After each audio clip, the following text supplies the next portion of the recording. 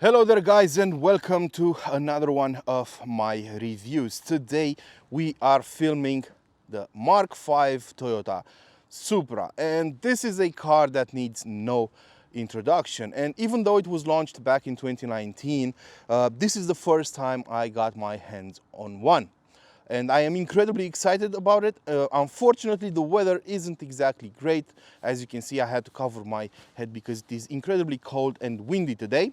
But when the opportunity shows up, you just cannot refuse a Supra. And I had to enjoy it even in this terrible damp weather. Now, let's talk about the car per se. Nobody even thought about Toyota bringing back the Supra nameplate. And after the Mark IV went out of production in 2002, a lot of people were left wondering what's next for the Supra. But looking at the automotive industry today, you will easily notice the fact that SUVs and crossovers are all the hype right now. So creating a sports car like this for a niche, within a niche, and for a very limited number of passionate people, enthusiasts, if you will, didn't really make a lot of financial sense. So what Toyota did was find a partner to develop a sports car. And what better partner to find than BMW? Maybe Porsche, but Porsche doesn't really do this kind of stuff. So Toyota and BMW, they have been long-time partners. They joined forces and created a chassis worthy of a modern day sports car. And that's how we got the Supra, that's built on the same platform using the same underpinnings like the BMW Z4, and they are built, both of them, in Austria at Magna Steyr. Now, these two cars, especially the Supra, got a lot of flack when it was launched because it has a lot of BMW parts on it. But since when is that a bad thing? I'm not defending Toyota, but since when has BMW's M division become a bad thing? I mean, the Bavarian brand has incredible expertise in the field of sports car. Just look at their M models. And that has been infused in this car. Sure, BMW has its niggles.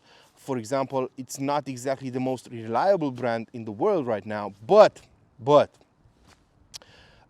they do know how to make a great engine, and Toyota needed a straight 6 3-liter engine to make this car a worthy successor to the original, to the old MK4, and it needed a great transmission and a great setup. So what's wrong about that? So you have the BMW dynamics with the Toyota viability. So not an issue in my book, at least, because you have 200,000 kilometers or 120,000 miles of warranty on these cars for 6 years. So I think that's a pretty good deal. Now, talking about the car, at the press introduction for the Supra, we got a couple of very interesting details about it. I'm not going to talk about the design anymore because you can already see it. It has been heavily inspired by the Toyota FT1 concept that was launched in 2014, and everybody was wondering if we're ever going to see that car put in production. Well, this is it, and it is very related to the FT1. The front end is very aggressive, the rear end incredibly bulky. I love the massive hips over here. They look absolutely amazing in the rear view mirror. I love the boot spoiler, I love the diffuser at the back, and I love the fog light that looks like a Formula One car's brake light. But when developing the car, Toyota knew that its customers, the ones it was trying to attract, will be looking for a specific setup. They knew that the MK4, the Mark IV, was heavily tuned by a lot of people, and that was because of the great 1GZ and 2GZ engines under the hood that could take a lot of tuning. So when they developed this car, they developed it in order to allow people to tune it. So up front, for example, they noticed that the main intake right in the middle of the bumper, if it was completely open, it would deliver too much cold air for the engine under the hood. They didn't really need that much air to cool the B58 engine. So what they did was close it up just a tiny bit in order to allow tuners to create aftermarket parts for it. And to enlarge it in case they wanted to tune the engine and needed more air. The same goes for the fake grills, for example. People have been complaining that there are a number of them, and yes, there are. there's one here, I mean two on the hood, two on the front bumper, one on each side. There's one on each door and another setup in the back. But they haven't been put here for no reason. Toyota says that they can be opened up if a tuner wants to, or an owner wants to, in order to improve airflow or cooling. For example, with this grill over here that can feed extra air into the brakes in order to cool them down. So they really kept the customers in mind. Another example is under the hood, where we have special holes done in order to fit stabilizer bars on them to make the front end a lot stiffer. The same goes for the boot lid, for example, where they reinforce the inner structure of the boot lid in order to allow customers to fix wings on the back of the car to improve the downforce even more. Another example is the rear differential, which doesn't have an oil cooler as standard, but it has a space for one in case you want to upgrade your car. Now combine that with the fact that we have the B58 engine under the hood from BMW. It's a 3-liter straight six that can take a lot of upgrading because of its closed crank cooling design, and you can get this car to incredibly high numbers in terms of horsepower. So I've heard of people taking it up to 700 horsepower with the stock internals. Sure, they had to change the intake and the exhaust. A couple of downpipes were needed, but still 700 horsepower with stock internals. And you can take this engine to over 1000 horsepower, as I've seen on YouTube, without too much work, and it is absolutely incredible. So Toyota did all of that for its customers. More so, they improved the stiffness of the car to never before seen levels. According to Toyota, this is the stiffest car they ever made, and it beats even the Lexus LFA in that regard. In order to do so, they use special welds, and the door sills are the widest of any Toyota model ever made, twice as wide than the runner-up in this ad hoc ranking. So yeah, they did all of that to create a great handling car and a good base for a project car. All of that said, let's hop inside and see why people are complaining about the BMW part of this thing. So once you get inside, and getting inside the Supra is quite a trip because the access is quite tricky for people like myself. If you're on the bigger side of things, well, you're gonna have some issues getting in and out of this car because of the wide door sill, because of the low roof line, because of the wide doors. So if you're parked in crowded parking lots, you can't really open the door that much because it's really long and you have to do some gymnastics to get in and out. But that really doesn't matter. Once you get inside, you will notice the BMW heart of this car. For example, the iDrive controller is exactly the same as on older generation BMWs. The climate control panel is the same, and even this 8.8-inch screen is exactly the same, running what seems to be iDrive 6.0. But it works flawlessly. I can't really complain about it. I love the rotary knob still, even though BMW almost dropped it completely. You also notice the buttons on the steering wheel are from BMW, the stalks are from BMW, the buttons on the doors are from BMW, and so on. Even the door mirrors are BMW mirrors. The seats are from Toyota though, and they do feel incredibly nice. They are comfortable, and they can be adjusted in a number of ways, including the width of the seat back. And yeah, they are quite okay. In terms of room, well, Toyota did its best to offer as much room as possible. So we have some cutaways over here that create that double bubble roofline we've seen on the car. They look great, and they offer plenty of room. I'm 6 feet tall, 250 pounds, and I can fit perfectly inside this car. A bit snug, but I can definitely fit. So depending on the way you configure your car and the market you're in, you could get this carbon fiber center console as standard, as it is the case with this car. We have a sport button here because this car only has two driving modes, normal and sport.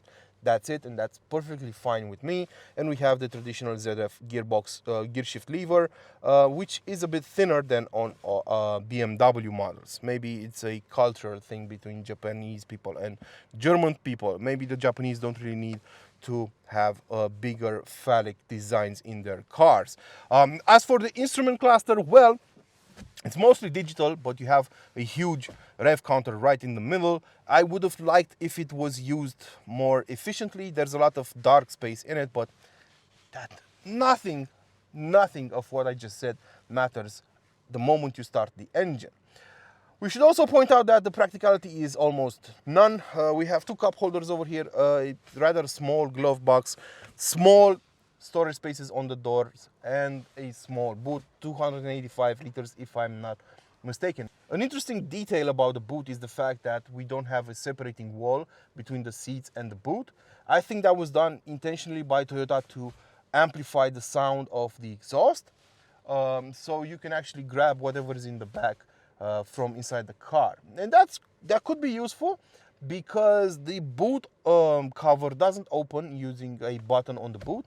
You have to use a button inside the car on the door card over here, or you have to use the button on the remote control.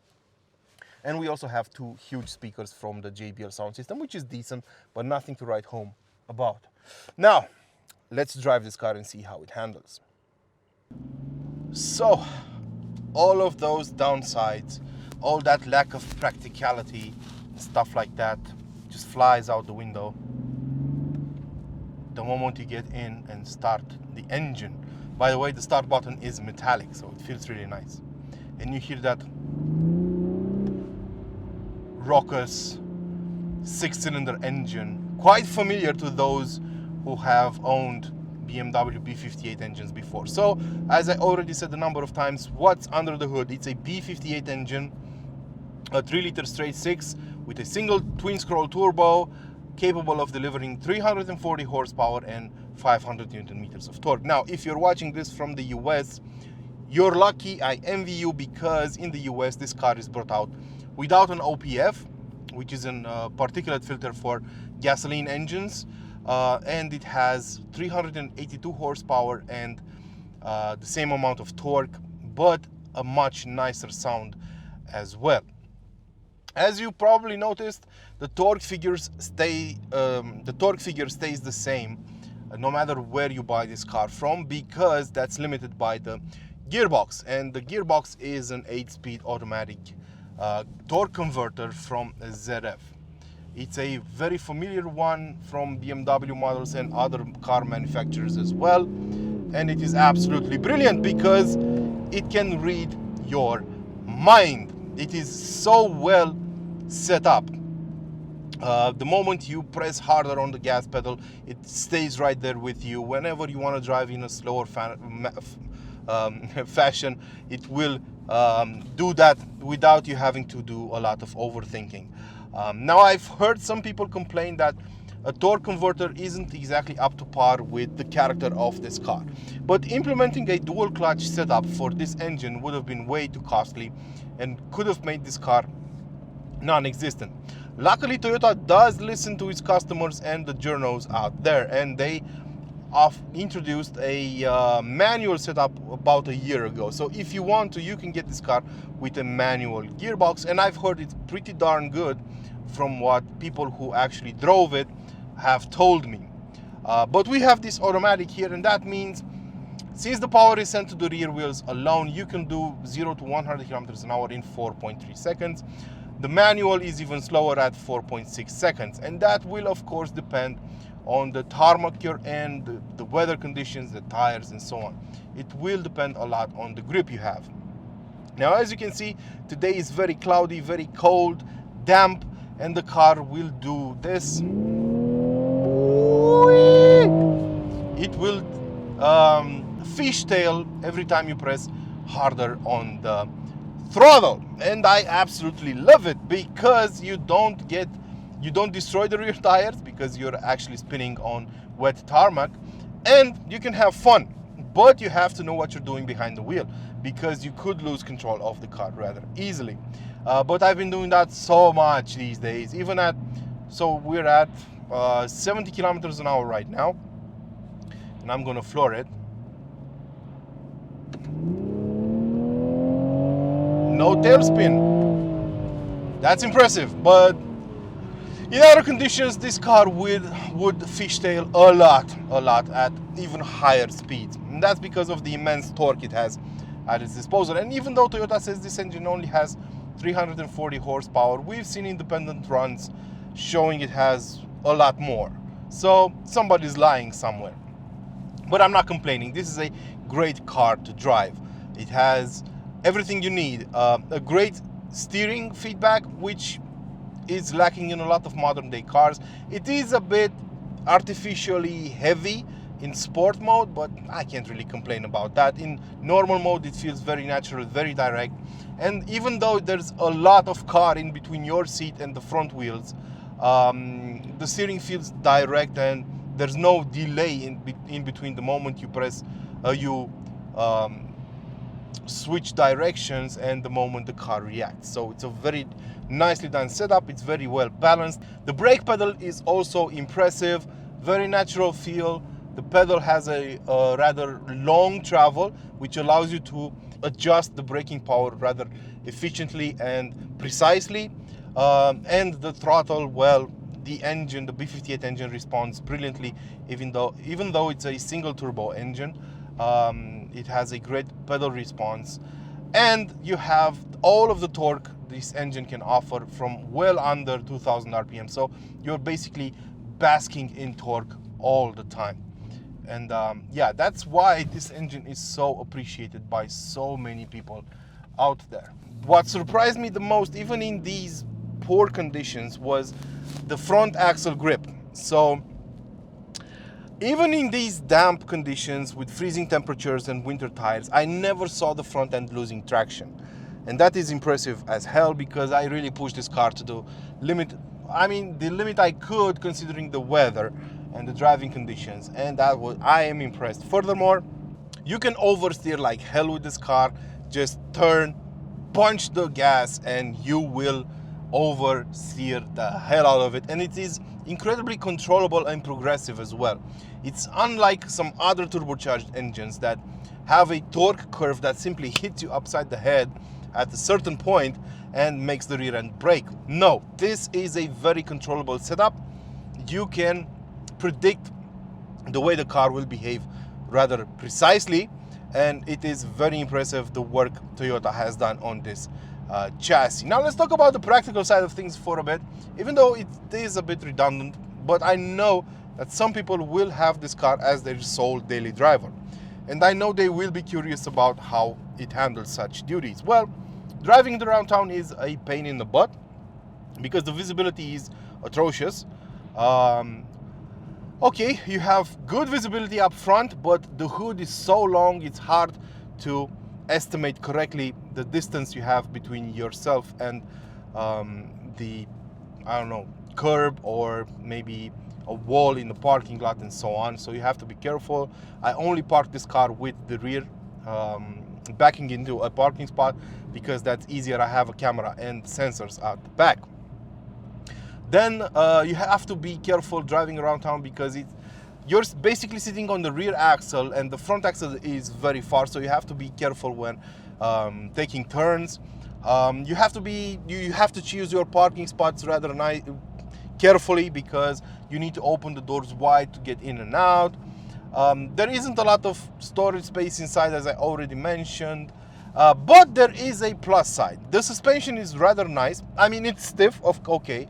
Of course it's stiff, it's a sports car, and in sport mode it gets even stiffer, but it's not neck breaking, so I could easily live with the suspension of this car. And there's the fuel consumption, which was really low. Even though I pushed this car pretty hard, around town I saw an average of 13.5 liters per 100 kilometers covered of fuel. It doesn't need premium fuel either. Outside the city limits on a series of B roads, it dropped down to 6 liters per 100 kilometers covered, and on the highway 8.5 at 130 kilometers an hour. So it is quite an efficient engine, even though it has so much power and character to offer. So yeah, in case you were wondering about that, that's what I could tell you. Overall, I absolutely enjoyed this car. It is quite brilliant, and it is amazing that Toyota can deliver cars like the Corolla and the Supra in the same model portfolio, and the Yaris GR.